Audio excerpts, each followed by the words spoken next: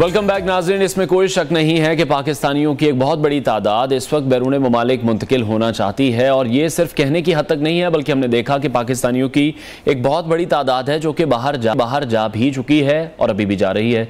रोज़गार के सिलसिले में 2023 के इब्तदाई 6 माह के दौरान 4,50,000 पाकिस्तानी बैरून मुल्क मुंतकिल हुए हैं, और बेहतर मुस्तकबिल के सिलसिले में बैरून मुल्क मुंतकिल होने वाले अफराद में doctors, engineers, bank managers, information technology के एक्सपर्ट, सेल्समैन और आम मजदूर भी शामिल हैं। 2022 की बात करें तो हमने देखा कि 8 लाख से ज़ायद पाकिस्तानी रोज़गार के सिलसिले में बैरून ममालिक मुंतकिल हुए थे, जो कि 2016 के बाद सबसे बड़ी तादाद थी।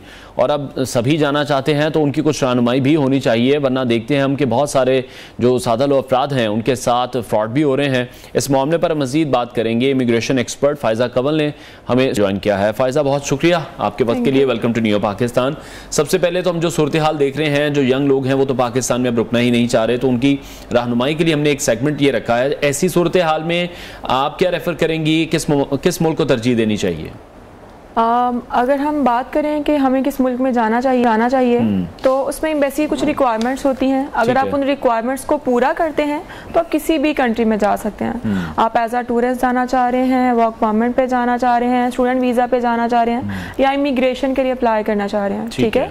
एम्बेसी की रिक्वायरमेंट को पूरा करेंगे तो आप किसी भी कंट्री की एलिजिबिलिटी को आप जो है वो कर लेते हैं पिक। बाकी अगर हम बात करें विजिट के हवाले से, और विजिट के हवाले से हम बात करते हैं तो यूरोपियन कंट्रीज, वहाँ पे हमारे पास ऑप्शंस आ जाते हैं। सब ये न्यू ईयर आ रहा है, हमारे पास क्रिसमस आ रहा है, तो मोस्टली लोग न्यू ईयर सेलिब्रेशन के लिए जो है वो पेरिस में जाते हैं, फ्रांस में जाना चाह रहे हैं। तो अगर घूमने फिरने के हवाले से बात की जाए तो हमारे पास शेंजन यानी कि यूरोपियन बहुत अच्छी कंट्रीज में आता है। ठीक है। अच्छा, अभी सूरत हाल तो ये डेवलप हो चुकी है कि जिस तरह से पाकिस्तान में अगर महंगाई है तो पूरी दुनिया में इस वक्त बहुत ज्यादा महंगाई है। तो कुछ स्टूडेंट्स हैं जो बाहर जाकर पढ़ना चाह रहे हैं और साथ साथ फिर वो जॉब करना चाह रहे हैं, और कुछ लोग ऐसे हैं जो अपनी तालीम कंप्लीट कर चुके हैं और वो ये चाहते हैं कि वो बाहर सेटल हो जाएं। तो ऐसे में आप कौन से ममालिक को देख रही हैं? जैसे पहले यूके का नाम लिया जाता था, अब लोगों के पास क्या चॉइसेस हैं, क्योंकि महंगाई तो बाहर भी बहुत ज्यादा हो चुकी है।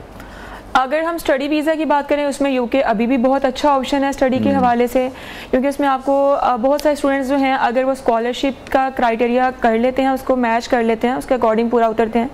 यूके है, शेंजन में जर्मनी है, जहाँ पे स्टडी बहुत जो है समझ लें कि एक्सपेंस नहीं है स्टडी का। और अगर हम सेटल्ड होने की बात करें तो कनाडा बहुत अच्छा ऑप्शन है, क्योंकि ओवरऑल द वर्ल्ड सिर्फ कनाडा है जो हमारे विजिट को वहाँ पे वर्क परमिट पे कन्वर्ट करने का और आगे वहाँ पे उसको PR में कन्वर्ट करने का हमें ऑप्शन देता है। क्योंकि इसका प्लस पॉइंट ये है कि इसका वीज़ा वैलिड उतनी देर तक रहता है जब तक आपका पासपोर्ट वैलिड है, यानी कि टिल यूर पासपोर्ट वैलिडिटी आपका वीज़ा स्टैंप होता है। तो इसलिए आपके लिए प्लस पॉइंट में आ जाता है कि आप कनाडा में जाके वहाँ पे सेटल्ड हो सकते हैं। ठीक है। अच्छा, अब्रॉड जाने के लिए आप क्या समझती हैं कि जो एजेंसी है या एजेंट्स हैं ये कितने ज़रूरी हैं? क्योंकि बहुत से ऐसे लोग हैं जो अपने केसेस खुद ही फाइल करना चाहते हैं, अपने डॉक्यूमेंटेशन खुद फिल करना चाहते हैं, और जो फॉर्म्स हैं वो खुद फिल करना चाहते हैं, जो बैंक स्टेटमेंट्स के मामलात हैं। आपको लगता है ये सही तरीका है या फिर एजेंट्स बहुत ज़्यादा ज़रूरी हैं? जहाँ तक हम बात करें कि आप कह रहे हैं कि एजेंट्स कितने ज़रूरी हैं, एजेंट में और कंसल्टेंट में बहुत डिफरेंस है। ठीक है। एजेंट मतलब वो लोग हैं जो बाहर, जिनका ना कोई ऑफिस होता है, वो लोगों से डील कर लेते हैं, जिसको हम डन बेस की तरफ भी ले आ सकते हैं कि डन बेस एग्जिस्ट करता है कि नहीं। वो इन एजेंट्स की वजह से डन बेस डेवलप हो चुका हुआ है। यानी कि ये कह लें कि हम वो लोग कह रहे हैं कि आप हमें इतनी पेमेंट करेंगे, आपको वीज़ा दे देंगे, तो वीज़ा किसी एजेंट ने, किसी कंसल्टेंट ने देना है। आप खुद भी वीज़ा अप्लाई कर सकते हैं, लेकिन एक कंसल्टेंट के पास आने का आपका इसलिए आपको एक प्लस पॉइंट में आ जाता है कि उसमें कहीं कोई गलती की गुंजाइश नहीं रह जाती है। क्योंकि हम लोग डेली बेसिस में चीज़ों को डील कर रहे होते हैं, हमें पता होता है कहाँ पे किस चीज़ को हम अगर केस अप्लाई करेंगे उसमें वीज़ा अप्रूवल के चांसेस ज़्यादा होते हैं। इस तरह आप एक कंसल्टेंट की हेल्प से अपने केस को अगर आप खुद अप्लाई करें उसमें 50% चांसेस हैं, क्योंकि कंसल्टेंट के पास आके उसमें 80 to 90% अप्रूवल रेशो बन जाती है। ठीक है। लेकिन ये एजेंट्स जिस तरह से काम कर रहे हैं, और अगर ये कहते हैं कि डन बेसिस पर आप वहाँ चले जाएंगे, पहुंच जाएंगे, आपकी जॉब भी हो जाएगी, उसका परसेंट रेशो इस वक्त क्या है?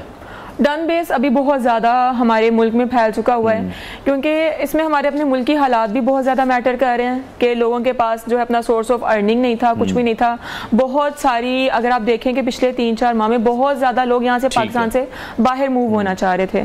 तो उसमें हर जगह, हर गली में आप ये सोच लें कि लोग एज अ एजेंट काम करना शुरू हो गए। और कौन कौन से फिर प्रोफेशंस ऐसे हैं, जैसे बैंकर्स हैं, डॉक्टर्स हैं या इंजीनियर्स हैं, किनके लिए सबसे ज़्यादा आसान है बाहर मूव होना?